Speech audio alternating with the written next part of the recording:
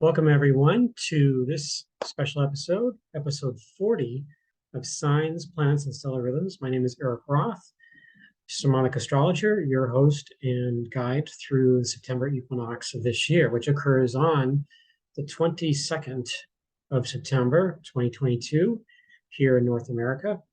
And as part of this episode, we're also going to be talking about Mercury retrograde, because Mercury is going to be really super close to the September equinox point.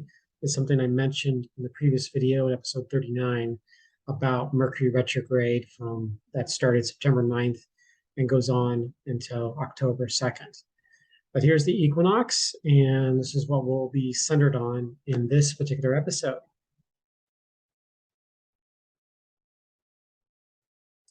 All right, so one thing we want to get clarity about is the movement of the Earth, and because the equinox wouldn't happen without the tilt of the Earth, meaning that equinox would be essentially every day, so it wouldn't be a big deal.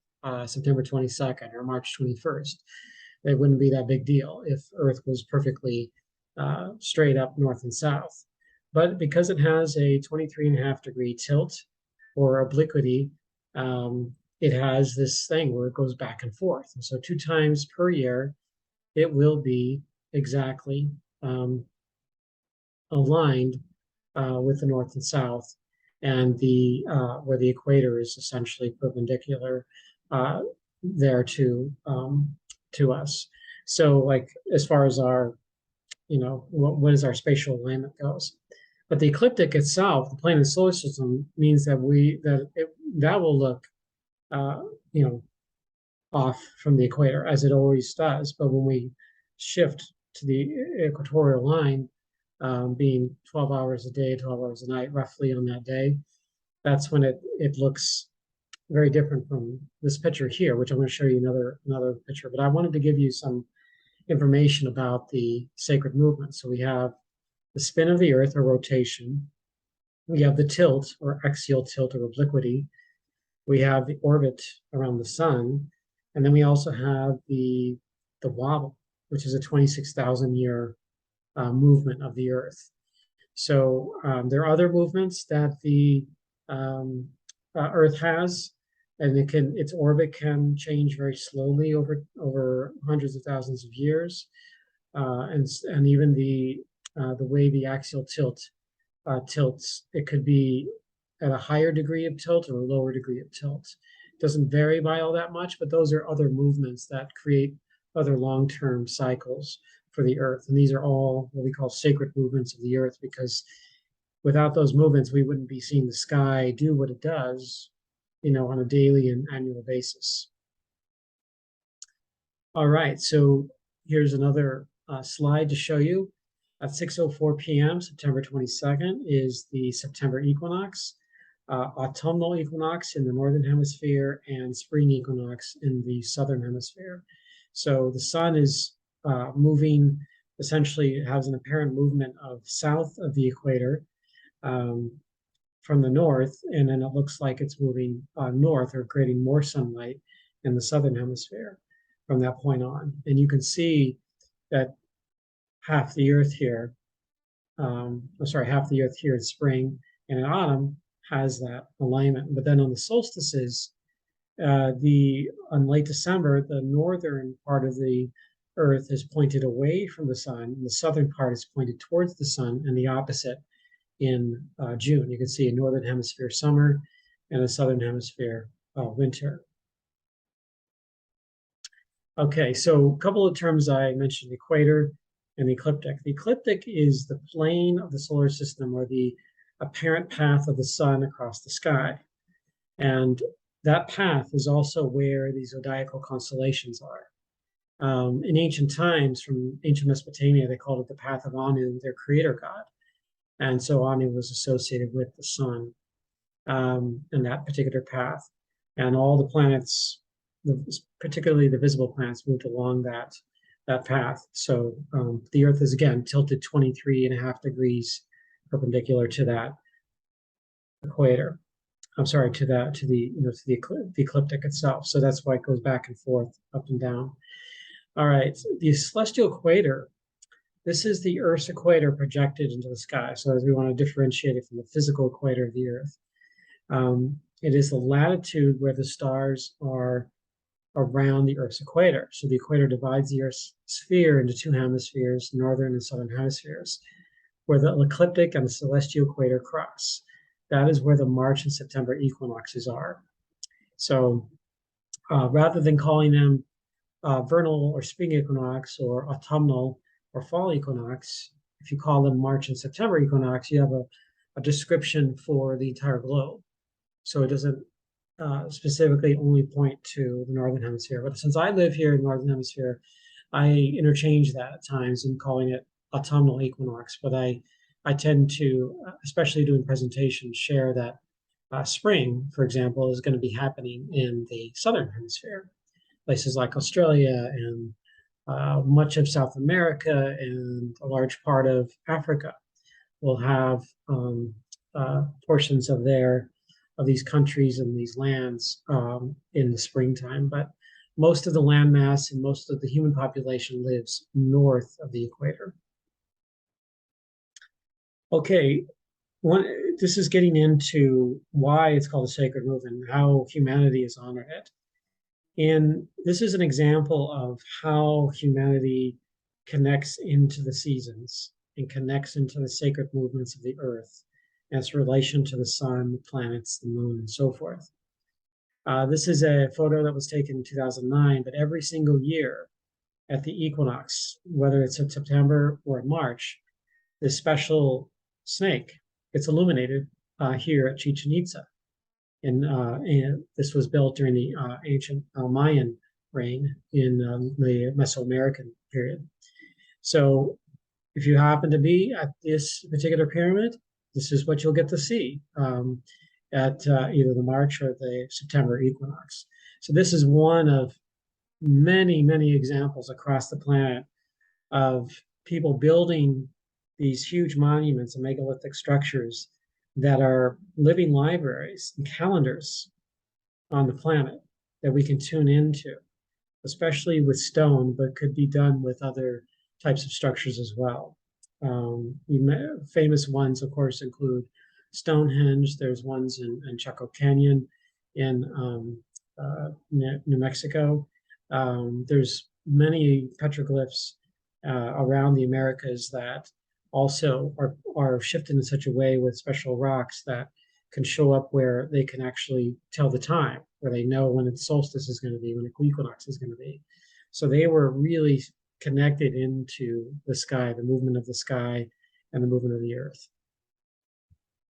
And I took these photos when I was living in Tucson in 2010 to 2011, and it shows this degrees. Depending on one's latitude, the sun will move either really, really far from its equinox point or not so far. Like if you're living close to the equator, the sun doesn't really move that far when its sun sets or sun rises. But in Tucson, it's about 31-ish degrees north latitude, maybe close to 32. And so that's how many degrees. So you could see here around near spring equinox is right there. And then at the summer solstice, it's way up here, and then it sets down here in winter solstice. So I had an apartment where I was able to see the western horizon really relatively clearly, with the exception of these trees here, but they proved to be markers, but based on the calendar here. But these are things that a person could do even in their own neighborhood, or if they happen to live near a place where they can just or at a place where they can see the horizon line really well. They can see the movement of the solstices or see the movement of the sun at the solstice point and the equinox point. The two solstices point, the equinox point. The equinox point is always going to be the same, whether it's March or September. So these are things that a person can do and know when a solstice or equinox is coming, and meditate or do ceremony and simply connect into the relationship with the earth and sky. This is a slide I used in the last episode, but it's good to kind of refresh this. the September equinox almost always happens on September 22nd or 23rd. And so this is, again, when autumn takes place in the northern hemisphere and spring in the southern hemisphere. Astrologically, this is when the sun hits 0 degrees Libra. So it's a season, sun season, solar season of focus on conscious equal partnerships and relationships in general. It's about, and there's an importance to having greater awareness of communication with others and gathering together, connecting with community. This is what this means. This is what Libra is all about, is in connections and building relationships. So again, here is showing the sun's rays equal distant. So meaning basically we have roughly 12 hours of day and 12 hours of night. It's not perfectly exact because of topography and the time of day when the equinox actually happens, because the sun, relatively speaking, is moving, the apparent movement of the sun is moving fairly fast at the equinox time. So if you have it, depending on the day, if it happens to happen, the equinox happens to be at the sunrise or sunset, and then you can have greater chance of having that equal day, equal night in that way. So you've got, in fact, this year it happens at 6:04 p.m. Pacific Daylight Time. So it's pretty close to that sunset. So it's really, really close to equal day, equal night at that point. Here's where the sun will be at the equinox. This is where the current autumnal or September equinox point is. And this point will shift over time, long periods of time, over thousands of years. And you can see it right here. Mercury, very, very close to the sun. Venus, not far. Venus, in fact, just is about to move into a place where it disappears into the glare of the sun. So it'll be something where it won't be very bright. You won't be able to see it after at least September 14th, unless you happen to be in certain locations and under really perfect conditions to see it maybe for a few days after September 14th. And it doesn't come out again until after November into visibility in the, I'm sorry, this would be, yeah, until because this is the evening time, so you can see it in the early morning. So this is like a shot on software called Stellarium that I use it just before, about an hour or two before sunset. But this Venus can't be visible right here until the morning of September 22nd or the morning after. That's as if you might happen to have under ideal perfect conditions to see it, but most people on the planet will not be able to see it due to the glare of the sun. But it's in the Priestess constellation. This is where it's been for 2,000 years. And it was way over here 2,000 years ago, and then even beyond that in the Scales constellation. But it's moving from left to right on the screen into the Lion, and in a few hundred years it'll be over there, this star called Zavijava, and a few hundred years after that it'll be over the tail of the Lion, the nebula. So we're pretty close to entering, if we want to call it the age of the Lion with relation to the September equinox, it could be called that in that way. In 2603, you can see that marks the tail of the Lion here.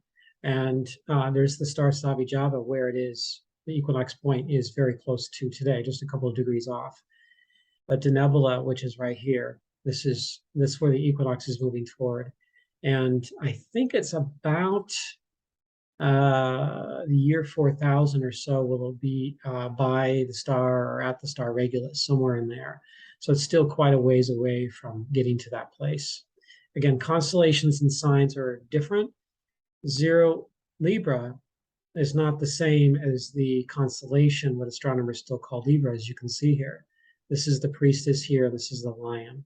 So they have their own symbology, their own, you might say, transmissions, their own language that comes through and helps inform the signs, but it's not the same as the signs. And this is the reason. It's due to the precession of the equinox that 26,000 year cycle that I mentioned earlier. Just to give people perspective, there is on the day of the equinox, there's a Mercury-Sun conjunction, just 5 hours and 46 minutes, and at just 14 minutes in Libra. So again, just really, really close into that, to the equinox point. So it's on the same day. Last time this happened, this close, while Mercury was retrograde, was in 1989. And this was 2 days after the equinox. But the even closer one happened, but Mercury wasn't retrograde, it was in 1985. And that's when Mercury was direct and conjunct the sun 7 hours prior to the equinox. So it was really, really, really close. So again, Mercury was moving away from the sun at that point. So this is what's happening here. So Mercury retrograde conjunct the sun at 2910 Virgo. That's on the 21st, less than a day prior. So if we're looking at something that is closest where Mercury is in the same direction as it is in 2022, we would go all the way back to 1976 to find one with as much of an alignment as this one here. It's going on 2022. Excuse me. So the underworld Mercury, that's what in shamanic astrology, we look at the equinox, we look at the sun with a visible planet. If it's within 10 to 15 degrees of the sun, this is in the underworld. So this is what the astrological chart looks like. And it's perceiving a planet dipping into the glare, and it's moving into that area with, quote, great mystery at that point. So this is an interpretation, be the sense of the mind of Libra and Virgo are journeying through the underworld in this seasonal transition. The mysteries of life's patterns and the relationships are more deeply set. If a person has any personal points or planets in these late degrees of Virgo and the early degrees of Libra, this would definitely be personally impactful. And something I also shared in the last episode, and just to refresh on this, again, takes place 5 hours after the actual equinox. There is a greater emphasis on the mental expressions of Libra, and shortly after, the following day, Virgo as well. Because Mercury is also retrograde, the mental expressions bring in a focus on the intuitive, imaginative, and emotional ways of communicating, perceiving, and thinking. Sacred relationships of sovereignty in the individuals, along with being in spirit of consciousness, conscious equal versions of the relationships and partnerships, including romantic, friendships, community-based, and professional relationships are all part of that. So that was just a brief look at the September equinox, and to go out and connect with it yourself, that we are halfway between two solstices, the December solstice and December. Well, this would be in forward in time. It would be between the June solstice and the December solstice. But in reality, you could say it the opposite way. Either way, you'd be right. And so equinox, I will be down in Arizona doing an amazing event in Bisbee, Arizona, which is an hour and a half away from Tucson. And incredible night skies down there. I'm going to be teaching about the night sky and doing classes about cosmology and turning of the ages and the time in which we're living in, and teaching how to navigate the sky as well, and the history of the zodiac. So you can find out more information on that event at turningoftheages.com. I'm also doing an online course that just started. You can join anytime at mystaralchemy.com with Caitlin Castell about the zodiacal constellations. And my website is inspiralnexus.com. I do personal readings, classes, events, astrophotography, and you can contact me at that email address right there, inspiralnexus@gmail.com.